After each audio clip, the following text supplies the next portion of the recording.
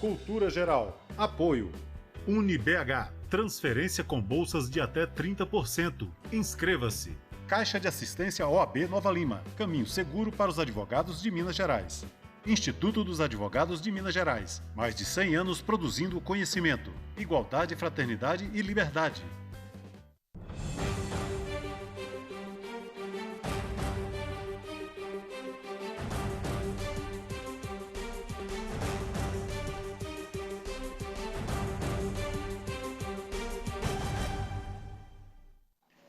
Olá, sejam todos muito bem-vindos ao Cultura Geral mais uma vez. É sempre um prazer fazer o Cultura Geral ao vivo aqui na TV Banqueta, todos os dias às 18 horas, né?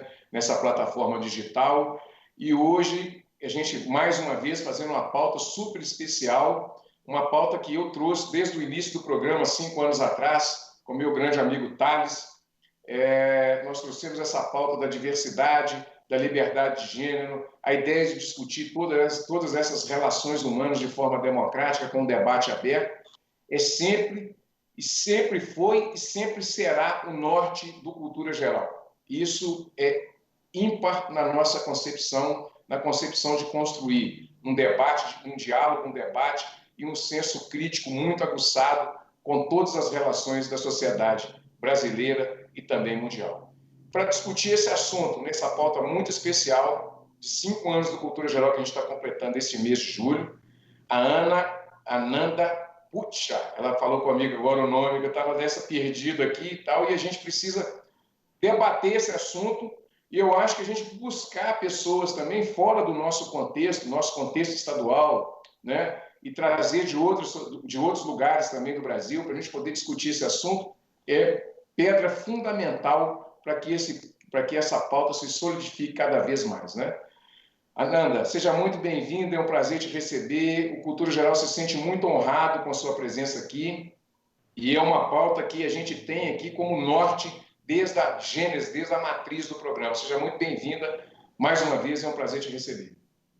Eu que agradeço o convite, fico muito feliz em participar do programa aí nesse aniversário, né, de 5 anos, e com uma pauta que para mim é muito cara, porque, enfim, diversidade, falar de diversidade é falar de ser humano, né? Se nós formos colocar aí todas as nossas diversidades enquanto pessoas, temos aí 8 bilhões de diversidades de indivíduos nesse mundo. Então, muito obrigada por me considerar aí para poder falar um pouquinho dessa temática. Bom, já dizia Raul Seixas, né? Eu sempre uso aqui algumas referências musicais e de poetas também, mas como dizia Raul Seixas, cada ser humano é um universo. E cada universo tem que ser respeitado na sua totalidade. Ananda, nós estamos vivendo um momento de desafio da afirmação das garantias e direitos fundamentais da pessoa humana?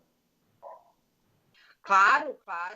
A gente está vivendo, na verdade, ao meu ver, um momento de disputa de conceitos, né? E de distorções de conceitos científicos. E os direitos humanos não estão adstritos disso, né? A gente tem aí uma tentativa de distorcer um pouco o conceito real de direitos humanos, né? Aquela pedra fundamental que nasce com a construção da ONU em 45, pós-guerra.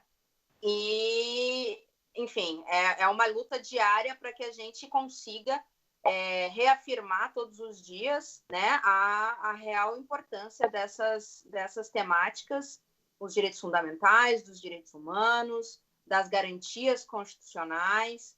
A gente vive num período aí de aviltamento, né, da nossa lei maior, uma legislação tão nova e que precisa ser defendida com toda a gana, porque foi muito difícil conquistá-la. Então, é realmente um momento crucial da nossa história. Assim, eu não tenho dúvida disso, ainda mais, né, se a gente colocar essa situação da pandemia e de todas essas questões que a pandemia nos trouxe também.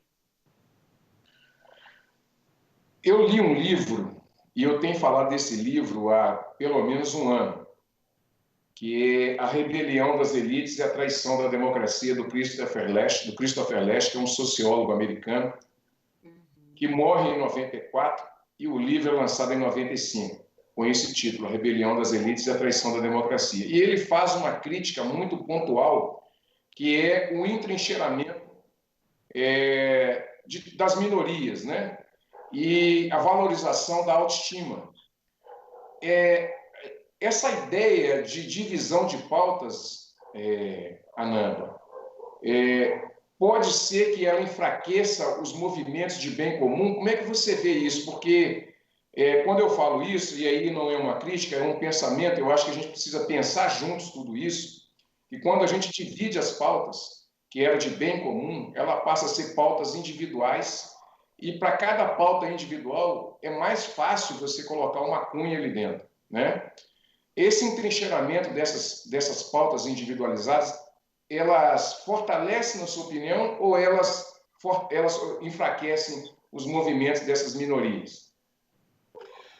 Bom, eu gosto principalmente de utilizar o termo de populações minorizadas, na verdade, não minorias em específico, apesar da sociologia trazer um conceito bem específico de minorias, né?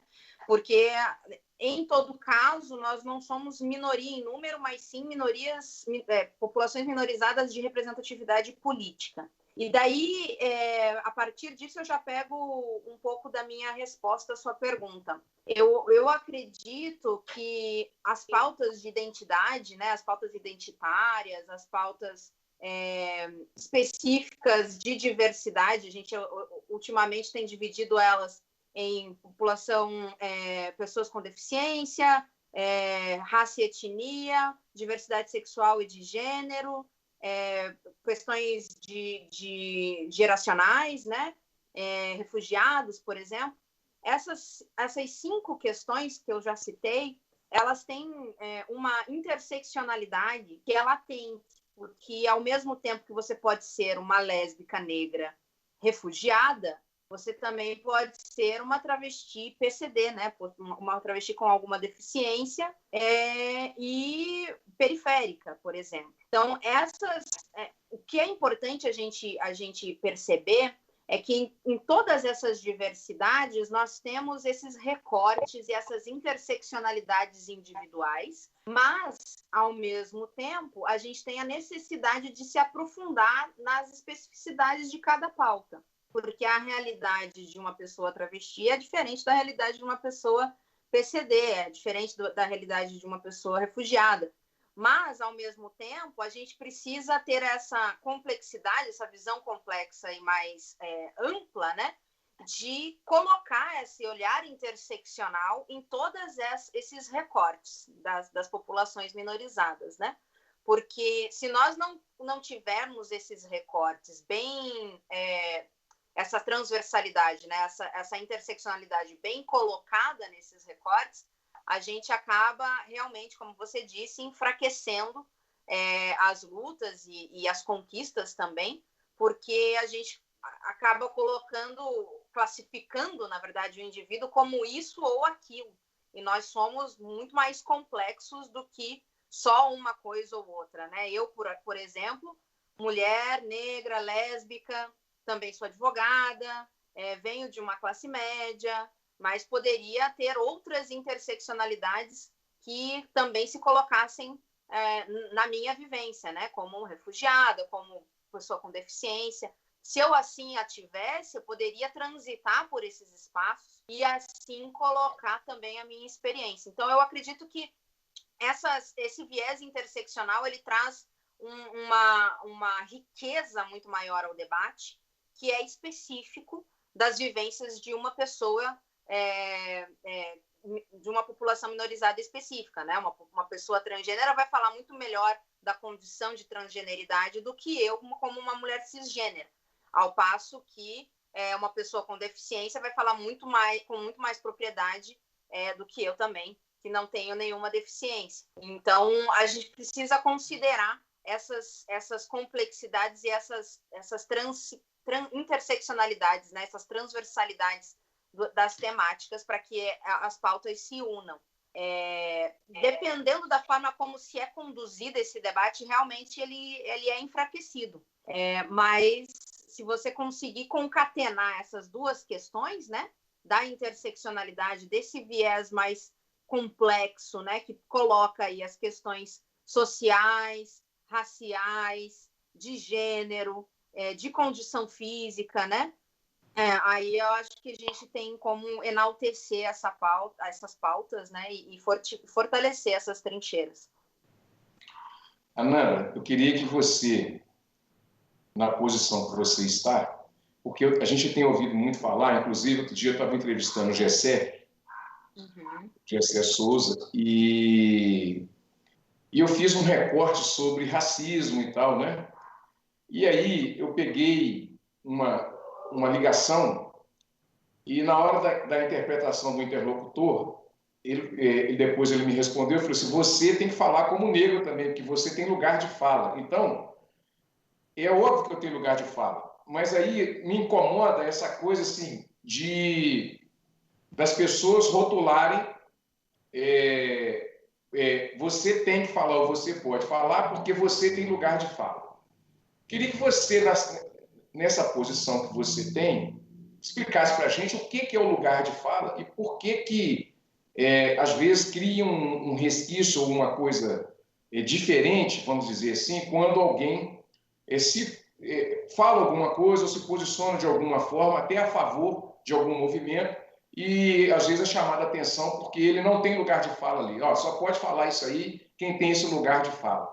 Isso eu digo porque são várias, nesses 500 programas, mais de 500 programas gravados até hoje, sempre aparecem esses recortes que são novidades no argumento e na teoria da linguagem. Né? Sempre tem esses truques, né? Que às vezes essas cunhas que são colocadas nos movimentos fazem as pessoas acreditarem que só podem falar daquilo aquelas pessoas que têm a vivência com aquilo ou que têm autoridade para poder falar daquilo. Não sei se eu estou errado ou se é alguma coisa assim, e também se esse questionamento vale, mas eu queria, pelo que eu li de você, sobre você, eu acho que você tem propriedade para poder falar isso e nos ensinar também como nos posicionar nesse sentido. Muito obrigada. Na verdade, assim, esse conceito, para mim, é um conceito muito caro e importante, porque a Djamila Ribeiro, ela alcunha esse conceito num momento em que pessoas... você tem um apagamento das vivências, né? Então, o que ela quer dizer com lugar de fala é a representatividade importa. E o protagonismo da representatividade é o que mais importa ainda. Então, ela como uma filósofa negra maravilhosa, que está voando na sua produção acadêmica e cultural, ela coloca o lugar de fala como algo imprescindível para posições de protagonismo. E o que eu quero dizer com isso? Por exemplo, a gente precisa falar muito de racismo. Pessoas brancas precisam falar de racismo. Elas precisam realmente se colocar, né, na sociedade, debater os seus próprios conceitos, porque nós estamos adstritos à reprodução do racismo, mesmo sendo pessoas negras. E isso é uma construção estrutural social que, para você quebrar, falar sobre é o primeiro passo. No entanto, essa pessoa branca, ela não pode, em sã consciência, né, e tendo a consciência da sua representatividade, do seu local de privilégio, do seu privilégio social, né, das suas vantagens sociais, ela não pode querer apagar as vozes de pessoas negras que estão debatendo também o racismo, que falam sobre o racismo sempre e que realmente têm a propriedade, né, de fala, o protagonismo dessa defesa, né?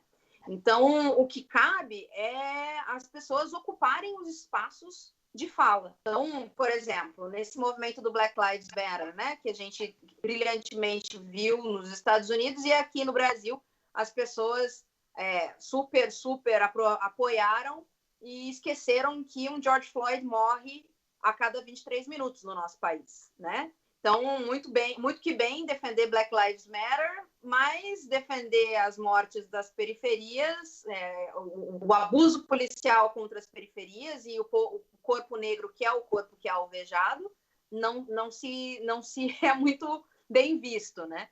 Então, essas pessoas, elas precisam ter essa consciência de que, nas suas vantagens sociais, você tem um limite até onde você pode representar e falar sobre o assunto, né? É a mesma coisa, por exemplo, de um homem gay, branco, querer falar com propriedade da vivência de uma travesti negra. Isso é quase, enfim, não se tem parâmetro porque a vivência não é a mesma. A pessoa não vai saber do que está falando de fato. No entanto, se essa pessoa branca está num ambiente onde a pessoa travesti negra não tem acesso e ele se mantiver calado numa questão de preconceito, numa piada de mau gosto, numa agressão verbal, aí sim ele vai estar sendo omisso e não tomando a posição de defesa, né, daquela pessoa que não tem as mesmas vantagens sociais de ser ouvida, de acessar aquele espaço, de conseguir se colocar. Então, eu acredito que o lugar de fala, ele existe sim, ele precisa ser respeitado, mas, ao mesmo tempo, a gente precisa que as pessoas tenham essa consciência, né? Uma consciência de que a vivência dela vai até certo ponto, né? Eu não consigo, por exemplo, na minha condição, enquanto mulher lésbica e negra, fazer a defesa da vivência de uma pessoa com deficiência. Eu posso abrir os meus canais e abrir as minhas conexões para uma pessoa com deficiência falar sobre a sua realidade. Isso é o meu dever, né?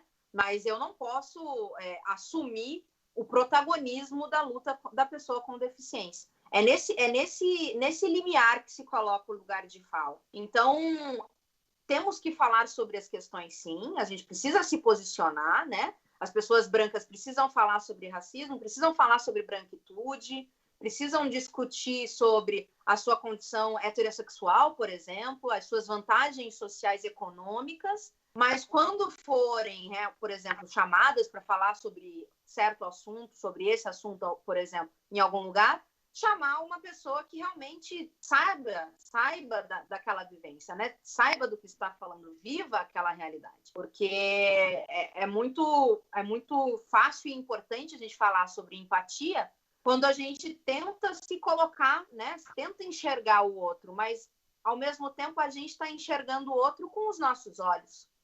A gente nunca vai conseguir realmente andar nos sapatos do outro, né?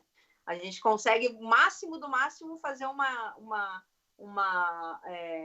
abstração daquela vivência e realmente entender as dificuldades, entender os sofrimentos, as dores, né, daquelas pessoas vulnerabilizadas e colocar o nosso melhor para representá-las, para defendê-las no que nos cabe.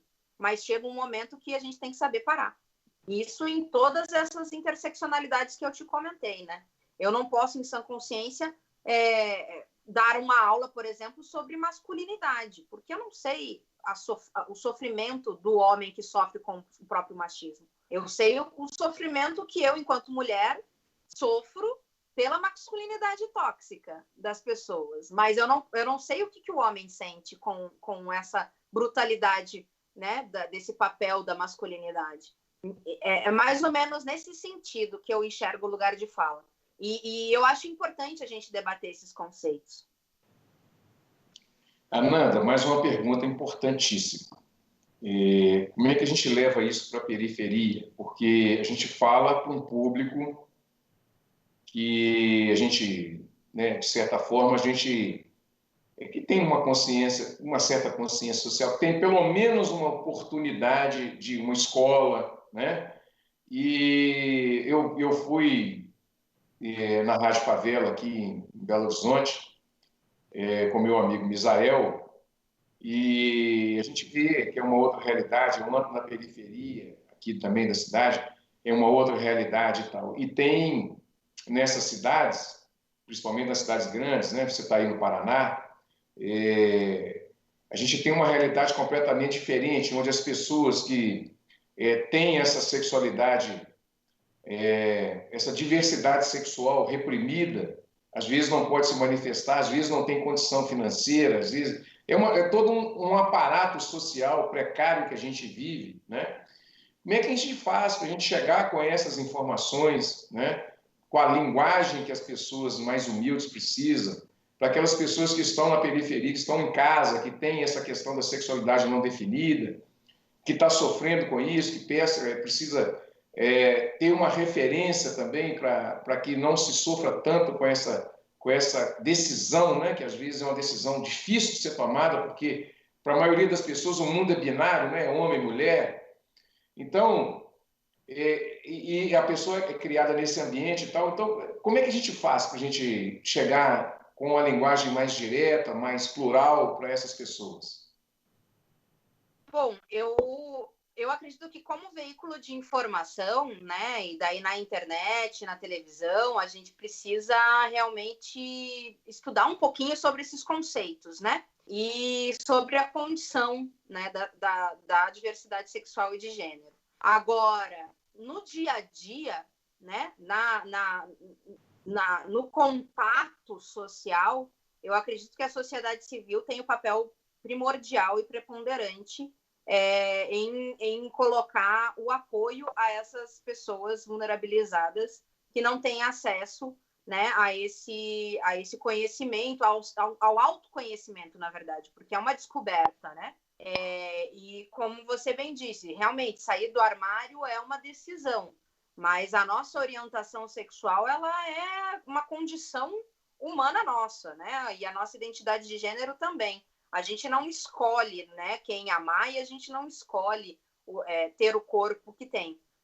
Isso é inerente a nós, né? E eu acredito que a sociedade civil, né, as ONGs, as associações de bairro, as rádios comunitárias, as instituições que estão realmente no dia a dia das comunidades, elas têm essa responsabilidade de conseguir acolher essas pessoas. Aqui em Curitiba, a gente tem algumas instituições que oferecem, né, atendimento psicológico gratuito, atendimento jurídico gratuito à população LGBTI, para que não se tenha esse sofrimento latente, né? Principalmente o atendimento psicológico nesse período de pandemia, ele está sendo excepcional e primordial, porque muitas vezes, como você bem disse, as pessoas estão trancadas em casa com familiares extremamente homofóbicos, lesbofóbicos, transfóbicos, né? E esse entendimento, ele é muito enraizado na nossa sociedade, né? Essa falta de conhecimento sobre as diversidades, ela é muito enraizada e tem um preconceito muito latente na nossa formação, principalmente judaico-cristã, né, do pecado e tudo mais. E essa aceitação, ela precisa perpassar por um acolhimento, né? A pessoa LGBT periférica, ela precisa ter alguém para acolher, para conseguir conversar, para conseguir sobrepor essa dificuldade, principalmente emocional, de não ter com quem contar, né? Uma outra coisa uma informação, por exemplo, na primeira vez que eu tive uma entrevista com a Duda Salabert aqui de Belo Horizonte, e ela me expôs que a população travestis e transexuais tem um IDH, uma expectativa de vida de 35 anos, né, que é a menor expectativa do planeta. Além de ser triste, além de ser triste, um retrato da nossa ignorância e da nossa falta de percepção e empatia com o outro, né? Daquilo que o outro é. Porque a qualidade do ser humano, como bem disse ela, não é lhe dada, você tem que conquistar. Então, o que às vezes essas populações e essas pessoas procuram é simplesmente poder ir a uma padaria sem ser molestada, ir a um bar, ir a um lugar sem ser vilipendiado. Nós estamos muito longe de encarar esse desafio como uma realidade do Brasil, Ana? Olha, eu sou otimista, porque, enfim, cabe a mim ser otimista como defensora Esse de direitos suspiro não é humanos. fácil, não, hein? Não, não é nem um pouco. Mas eu sou otimista no seguinte sentido: se a gente pega a conquista dos direitos LGBTs nos últimos 10 anos, a gente tem um avanço, né? Obviamente que pelo judiciário, né? Não são legislações concretas, porque não passaram pelo legislativo, são precedentes do Supremo, mas ao mesmo tempo a gente tem um avanço aí muito grande, principalmente, né, na retificação de prenome e de gênero das pessoas trans no cartório, sem ter necessidade de um processo judicial. Então, essa conquista do nome já é algo muito importante. A conquista do casamento civil igualitário vai fazer aí 10 anos em 2021.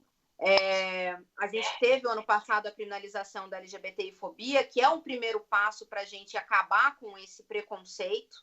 E o que a Duda lhe falou é real, né? O Brasil tem um IDH para pessoas travestis e transexuais de 35 anos, e ao mesmo tempo que é o país que mais mata as pessoas travestis e transexuais, é o país que mais consome pornografia de pessoas trans. Então, é um inconsciente coletivo, né, que é muito, muito, muito complexo, né? Freud explica a questão da sexualização e da hipersexualização do corpo trans, né? Da necessidade de você dominar esse corpo que é transgressor, né? Que é visto como transgressor. Então, essa violência toda, ela está colocada, né, na estrutura da nossa sociedade. E eu acredito que a partir desses passos, né, a partir da retificação de prenome e a partir da criminalização, a gente consegue trilhar caminhos um pouco mais sólidos para políticas públicas específicas, principalmente para a população T, né? Isso não só na saúde, como na educação também, e como no viés que é mais importante para essa população, ao meu ver, que é o viés do trabalho. Porque essa população, muitas vezes, por mais que muito bem qualificada, não consegue emprego por conta do preconceito, né?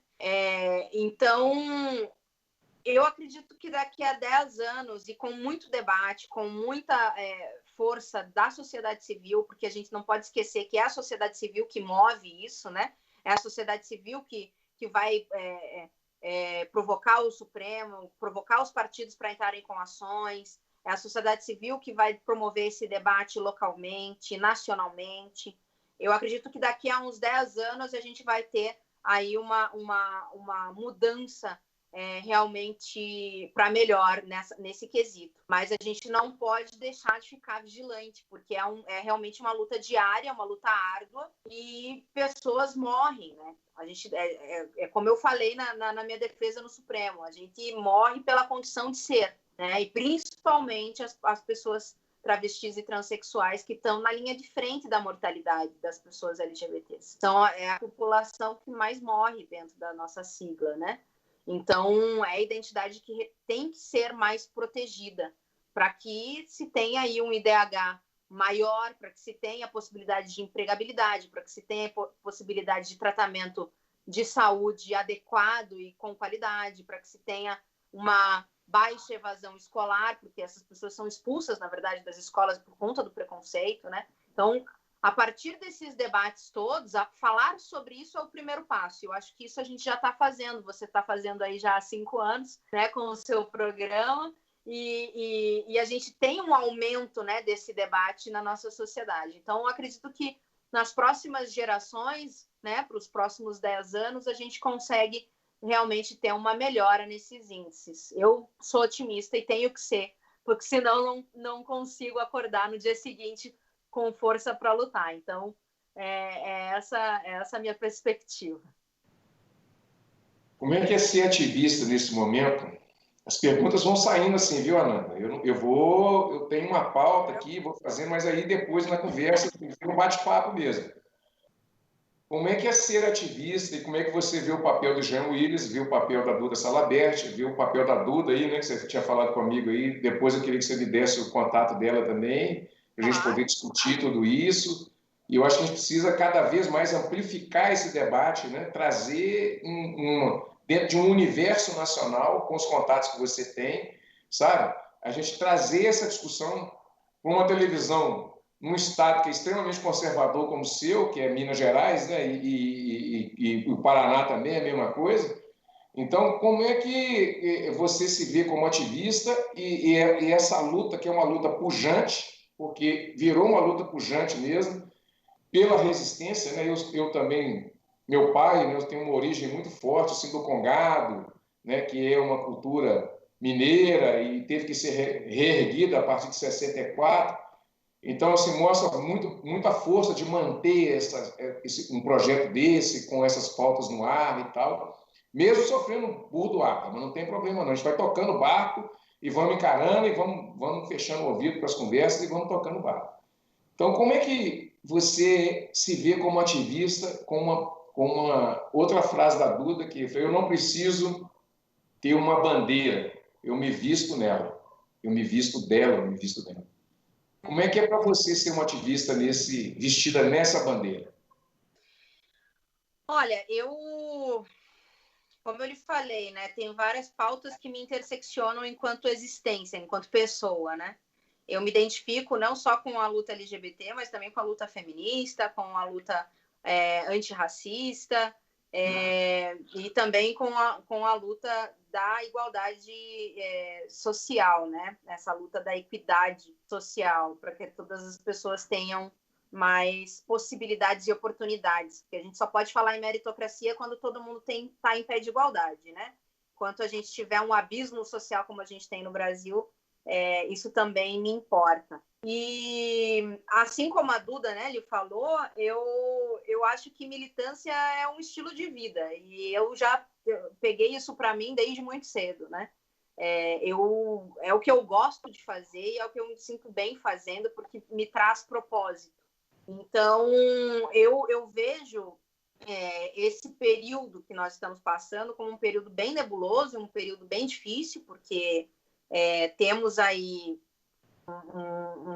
um arraigamento, né, uma série de debates muito violentos, né, uma polarização muito grande, e eu sei qual lado eu me encontro, então realmente é uma resistência, mas ao mesmo tempo é algo que não se pode deixar de ser feito nem falado, né, e fomentado, porque se assim o fizermos, a gente vai estar dando realmente a batalha como ganha. Eu acho que é preciso se ter estratégia e inteligência, né? Eu acredito que o ex-deputado Jean Willis, quando desiste do mandato, ele está fazendo uma escolha muito inteligente, muito estratégica, porque está se escolhendo a princípio, porque a gente, se não estivermos bem, né, e se não estivermos vivos, não podemos lutar. Então, essa escolha que ele fez para mim foi muito acertada, porque ele escolheu viver, né, de uma forma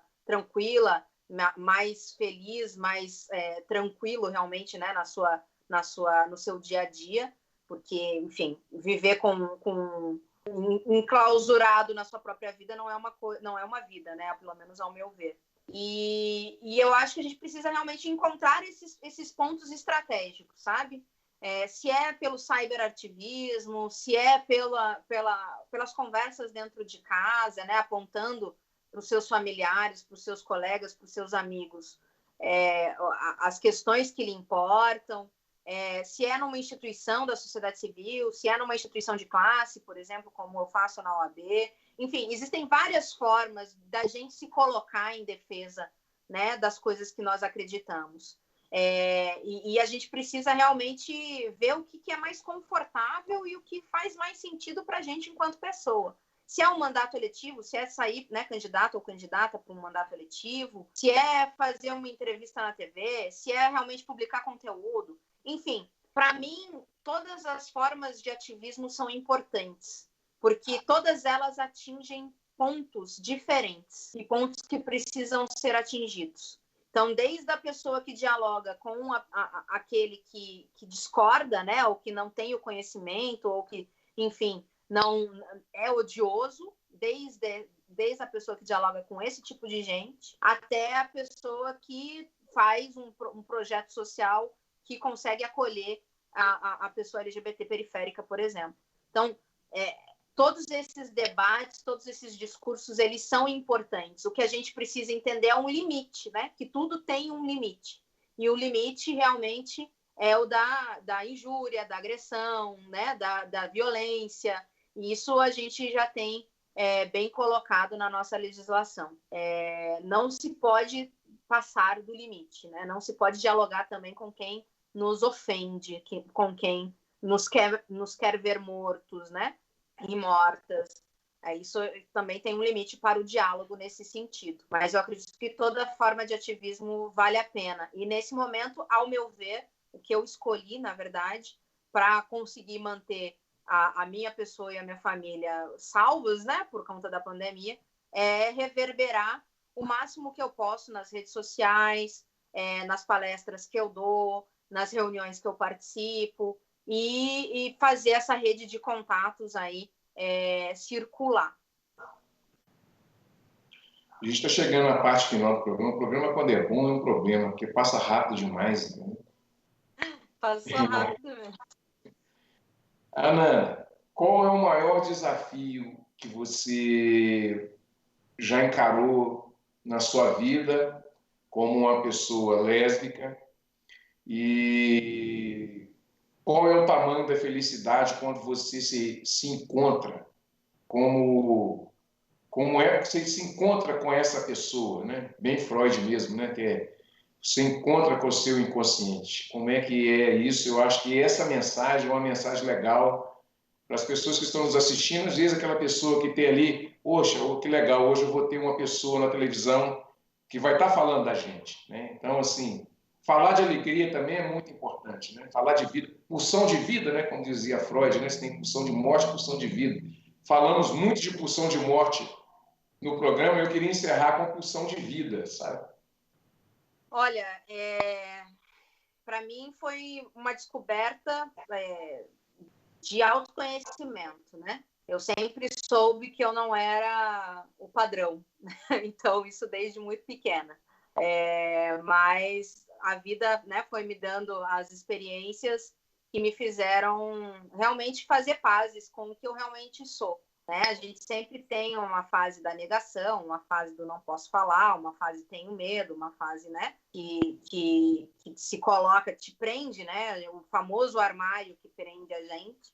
E eu, na verdade, eu sempre fui meio crítica dessa questão do armário, porque eu pensava da seguinte maneira: as pessoas héteros não precisam sair do armário, nem em que momentos elas saem do armário que eu não sei, né? Então, eu também acho só que agora. Você está falando, mas agora estão saindo. Então, Só que agora com extremismo, né? Querendo matar o outro. Né? Exato. Então, eu acho que esse caminho de se fazer paz consigo mesmo é um caminho de autoconhecimento. E quando eu, na minha vida, me coloquei, né, e consegui realmente me enxergar com uma pessoa que ama uma outra mulher, foi maravilhoso, na verdade. Foi a melhor coisa que eu já fiz na vida, né? Porque fazer o que se ama e ter o que se gosta, né? E amar quem se ama não tem preço. Eu acho que é o que a gente leva da vida de mais precioso é o amor, assim. E eu sou muito, muito, muito agradecida ao universo por ter encontrado aí uma pessoa que eu amo muito, que é a minha companheira, e por poder viver essa alegria, essa felicidade todos os dias. Então, é algo que eu desejo para todo mundo, né? Uma vida com autoconhecimento, com muito amor, com muita alegria. E obviamente que para chegar nesse estágio não é fácil, né? A gente se depara com os nossos próprios demônios, né? Com as nossas próprias inseguranças. E é uma questão de força. Eu sempre falo que a população LGBT é a população que eu conheço que é mais resiliente, porque a gente luta contra nós mesmos e contra o preconceito do outro. Porque muitas vezes a gente, né, tem que matar os nossos próprios medos antes para conseguir realmente se colocar de uma forma livre e leve nessa vida. Então, essa é a minha pulsão de vida, né? Ser quem eu sou não tem preço. Agora, para encerrar, deixe um recado para as pessoas que estão nos assistindo. Queria que você deixasse um recado para os iguais, para as pessoas que faz parte dessa diversidade, que às vezes tem medo, sabe que o preconceito é grande, tem medo de encarar tudo isso. Para as famílias que a gente precisa falar para essas famílias, né, da importância que é de respeitar a escolha das pessoas, de respeitar a sexualidade do outro, de respeitar o caminho que o outro está seguindo para ser feliz. E, para além disso, além de respeitar, sustentar essa pessoa nas suas decisões. Então, eu queria que você deixasse um recado para essas pessoas, para que elas possam fazer desse mundo um mundo mais afetuoso, um mundo mais humano, um mundo mais fraterno. Olha, para as pessoas LGBTs que me assistem, eu digo, continuem sendo quem vocês são. E se agarrem na sua essência, no que lhes faz mais precioso, que é a diversidade. A gente muitas vezes vê o diverso como algo ruim, e eu tenho, na verdade, uma visão completamente diferente. A diversidade faz com que a gente seja tão único, mas tão único, que ninguém é igual a gente. Então, continuem sendo quem vocês são, e com muita alegria, com muita resiliência, com muita luta e força também. E também digo que busquem espaços de proteção. A gente precisa se proteger, a gente precisa proteger a nossa saúde, a gente precisa proteger a nossa saúde mental, a gente precisa proteger os nossos afetos, o nosso corpo físico também. Então, se vocês puderem, sempre busquem uma ONG próxima, a Defensoria Pública, se preciso. Não deixem de fazer boletim de ocorrência se sofrerem algum tipo de violência. A legislação está aí para ser usada. Se coloquem, façam e sejam quem vocês são. E para os familiares, né, para as pessoas que não são LGBTs, mas que convivem com pessoas LGBTs, para pais e mães, eu indico Mães pela Diversidade. Eu acho que é um movimento que ensina muito, porque a gente sabe, né? Nem todo mundo nasceu para ser pai e mãe. A gente descobre isso quando cresce, né? Que tem pessoas que falam, olha, poderia não ter tido filhos essa pessoa, mas a Mães pela Diversidade ajuda muito a pais e mães que não sabem realmente o que fazer ou têm muitas dúvidas e precisam realmente conversar sobre essas questões dos seus filhos. É uma ajuda muito importante. E para aqueles que não convivem com pessoas LGBTs na sua família, mas convivem no seu trabalho, em outros espaços, respeitem, porque nós somos pessoas como você, como todas as outras, né? Merecemos respeito, nós pagamos nossos impostos, nós trabalhamos, nós estamos nas faculdades, nós estamos também nas igrejas, que isso fique bem claro também. Nós temos a mesma pungência de vida que vocês. Então, nos respeitem, né? O que a gente essa diversidade que a gente tem traz muita riqueza para o mundo. Então, aprenda também a sua própria diversidade. O que te faz diverso? O que te faz único, né? É um caminho de autoconhecimento. Ananda, muito obrigado pela sua participação. Foi um prazer te receber aqui no Cultura Geral. Espero que você volte mais vezes. Eu acho que espaços como esse, democráticos e diversos, fazem parte nas grandes mídias, nos espaços de debate, né? As pessoas têm vergonha de discutir isso, têm preconceito, né, com relação a isso. Eu entendo todas elas, entendo perfeitamente. Mas o medo não vai levar nada, não vai levar ninguém a lugar nenhum. A gente precisa abrir espaço, debater e discutir, com certeza, esses assuntos. Muito obrigado pela sua presença, viu? Eu que agradeço. Queria deixar o convite aí aos espectadores para me seguirem aí no Instagram, @anandapusta. E fico muito lisonjeada com o convite, espero voltar também, podem contar comigo sempre.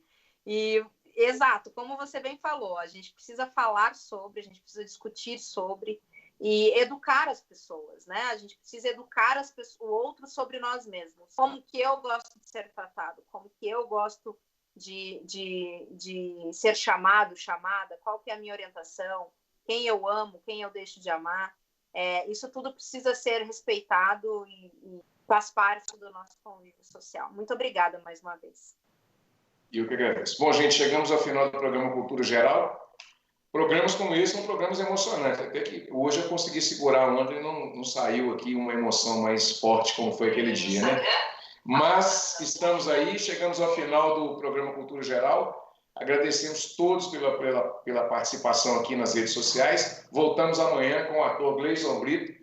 Seria com a deputada Andréa de Jesus, para a gente poder falar de racismo e estrutura no nosso país, racismo estrutural, né, no nosso país, mas ela teve um problema familiar. A gente vai conversar com o ator também negro, Gleison Brito, que é da Rede Globo. Um grande abraço e até amanhã, se Deus quiser, com mais um programa Cultura Geral.